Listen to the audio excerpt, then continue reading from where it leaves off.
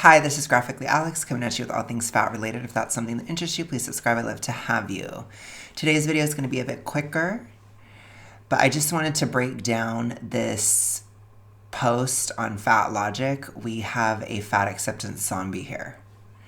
So recently on my post, I shared The Last of Us sounds of the infected. And this is an example of what I'm talking about. So for those of you guys who aren't familiar with that series, the zombies, they just kind of groan, and there's some of them that are clickers and they go like, and they sound like that. I feel like that's what this person is. I think they're a clicker in terms of the metaphor, but also they just kind of like, you know how zombies are. They're like that, okay? That's what this sounds like to me. When I read this, that's what I'm hearing. And I want you to imagine that as you're listening to what I'm about to read. Okay, so imagine a zombie moaning, shouting, grunting, or if you're familiar with The Last of Us, imagine a clicker. Okay. Diet culture people make me feel like I'm going crazy. You want me to take an experimental pill that destroys my appetite? You want me to remove part of my stomach? You want me to stop eating bread and rice, two of the staple foods most inherent to humanity? Why exactly? Because my stomach is big? Because you don't like the way I look?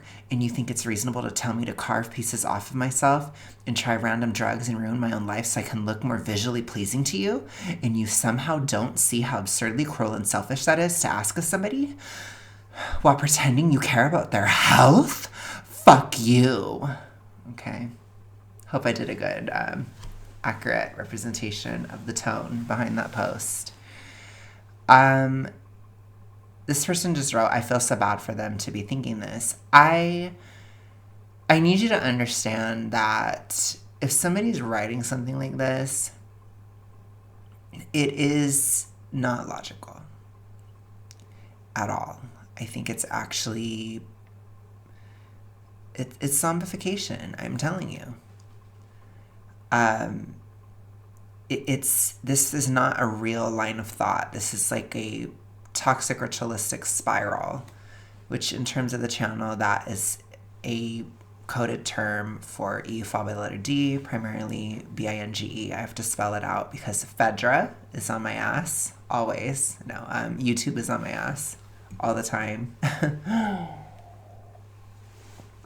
All the time. So they're on all of our asses, to be honest. So it's hard to talk about this stuff. But the point is, this is not logical. This is a spiral. This is one of those, like, somebody's writing this probably as they're about to engage in the behavior, or right after they engaged in the behavior, or right after they saw themselves in the mirror, and they have to justify what they're doing. You have to remember that it always goes back to justification, because within the TR, shame and guilt are a huge part of it. So I think, like other aspects of the TR, they may use shame to reinforce what they're doing, maybe reductively.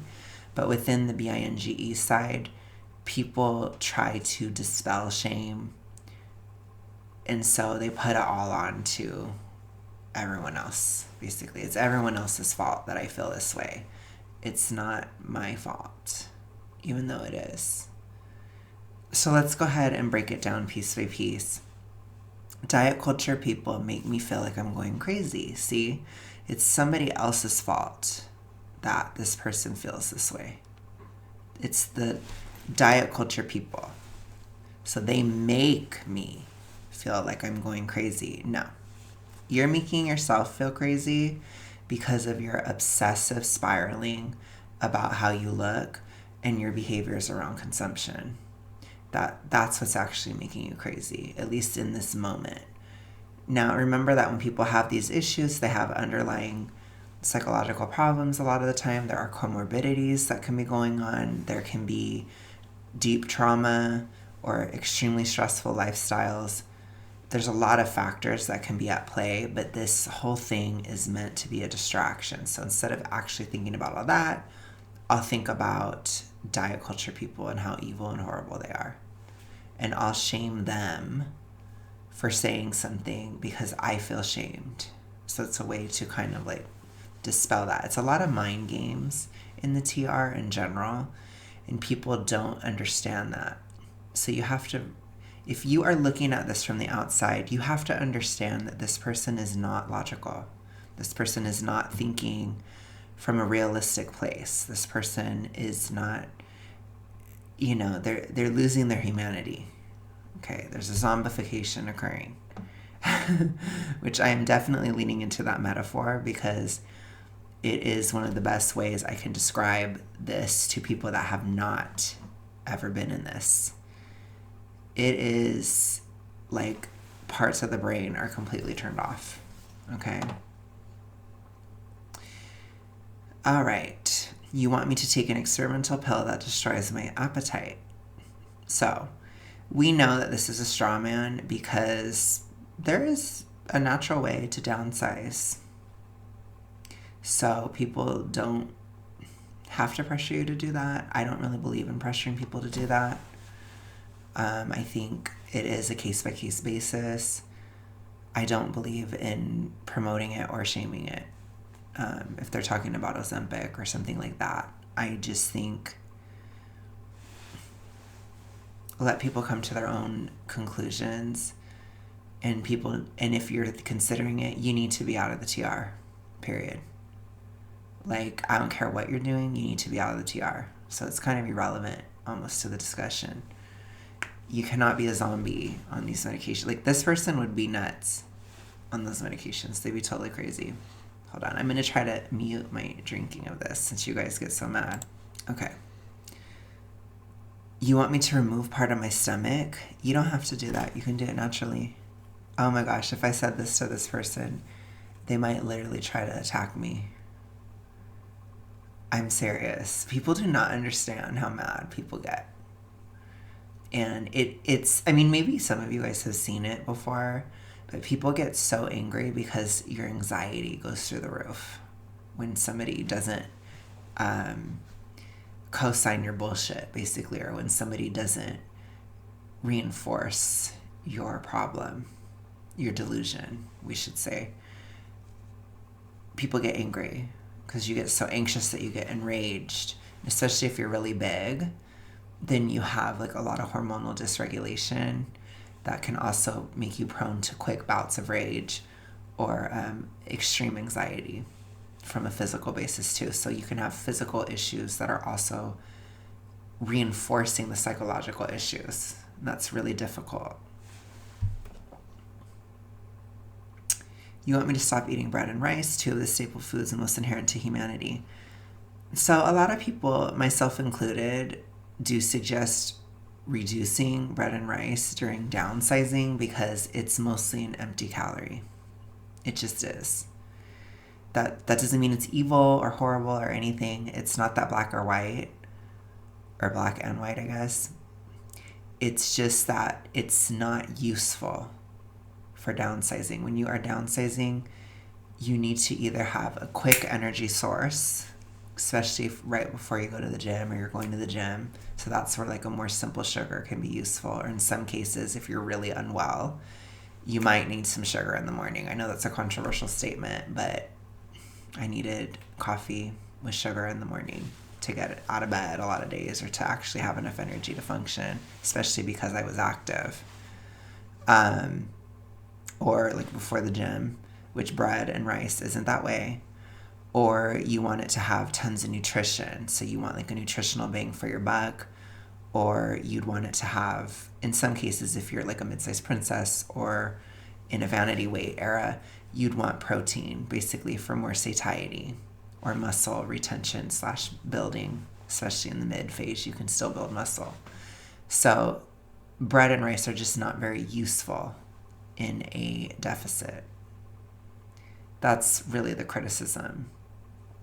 But because you'd rather have those simple sugars, or you'd rather have like a fruit, because the fruit is also more energizing and it has a lot of nutrients in it and electrolytes and things like that, which bread doesn't have, rice doesn't have. It depletes your electrolytes. So it doesn't mean it's bad or evil or anything. Sugar also depletes your electrolytes. But that's why, like, natural carb sources, they tend to have potassium with them, like in fruit. It's supposed to be that way. And some natural flours have more potassium than our flour in the US, by the way. So, just saying. Just to add more issues to America's problem. But anyways, the point is, they're not ideal for downsizing. It doesn't mean they're evil or horrible. I think at maintenance, or even at a very shallow downsizing, like a shallow deficit, I've been having rice. I don't eat bread, but it's mostly because of hypothyroidism. But I don't, I've been having rice, and it helps with the workouts I'm doing, and it helps with, energy for that too, because those workouts are tough, and it helps with muscle building. They're more like bulking foods, it means that they're not bad. You can still have them within a slight deficit, but it's just not ideal. That's all for most people. Or it depends on how active you are. If you're super active, or I'm doing these very traditional workouts, then it's useful.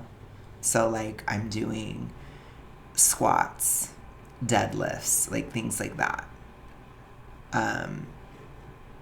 All that kind of stuff, real workouts. That is something where rice or bread could be beneficial if you're doing that. And then if you're trying to build muscle, you have a lot of protein with it.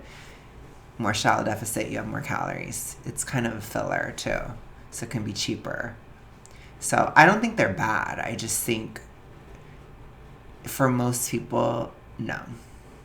And for the most part, when I was super morbidly obese, downsizing, I wasn't having it, because I needed just either immediate energy, or I needed the electrolytes, or I needed other foods.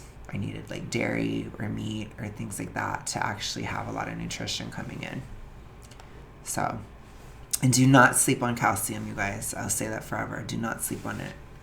Calcium helps so much. Okay, anyways, why exactly? Because of your health. Because it's killing you.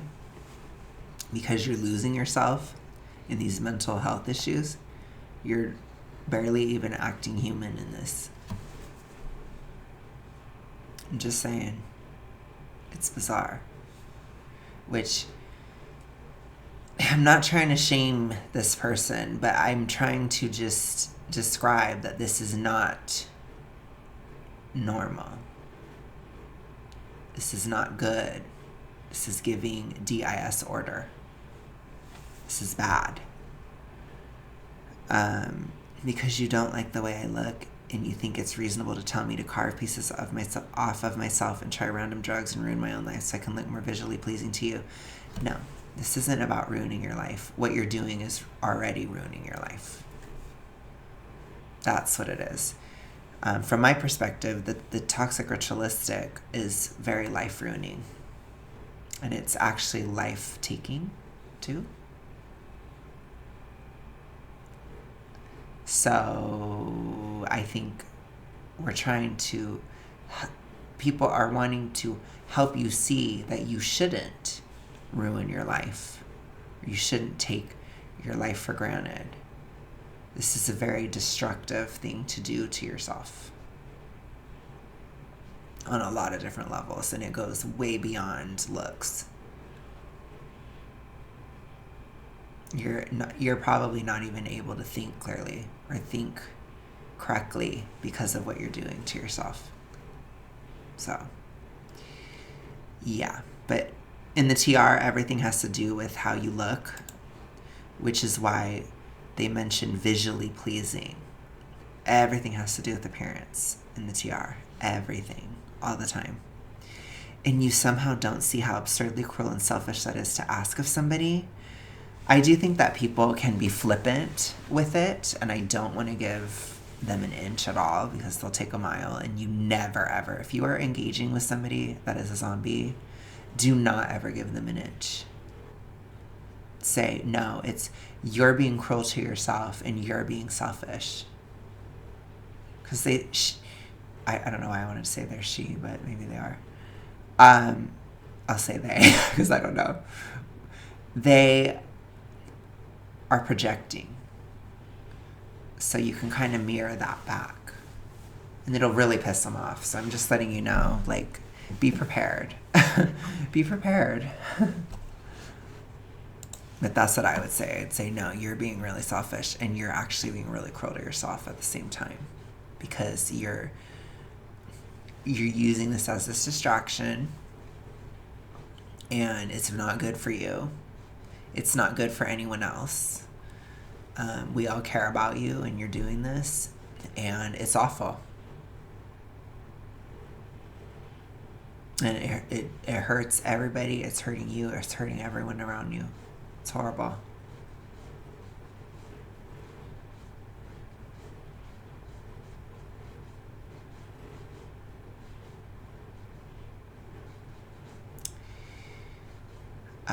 While pretending you care about their health, fuck you. No, people do care, especially people that are close to you. I mean, this person's talking directly about diet culture people, but diet culture people is not just influencers. Diet culture people could be people in their family, it could be their friends, it could be somebody who's just on their own journey. You know, it could be me, it could be Angelica, right? It could be anybody. So, and it will be anybody. But yeah, when people say that they care about your health, they do. It has to do with the fact that this is killing you.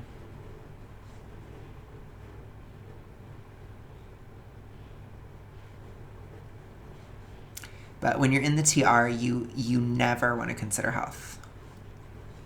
In fact, you can't, because if you start to consider it, then you're going to have to stop. So what you'll get is like performing health sometimes. So you have to be really careful of a false recovery. But this person, so deep in it, just actively shitting on the idea of health. So just be careful out there. Be careful out there in the wilds. Be careful out there in the quarantine zones. Be so careful, because this type of person would probably be very volatile, extremely volatile. And they always think they're so nice, and they're not, because part of the TR2 is you think, well, I have to do this because if I don't do this, then I'm going to be really mean and horrible. You already are. That's the secret. It's actually making you worse. It's actually making you meaner. I'm actually so much nicer than when I was in it, which a lot of you guys are probably like, what? And it's like, oh yeah, sweetie. I was very cutthroat when it was very severe. It really, whew. Telling you, I was a clicker. I was, you know, just waiting to hear some things so that I could pounce, you know. So I know what this is. I've done it. I've seen it all before. Okay, but with that, I'm going to go ahead and let you guys go. Thank you so much for watching. I will talk to you guys again tomorrow. Have a good rest of your day, night, etc. Peace.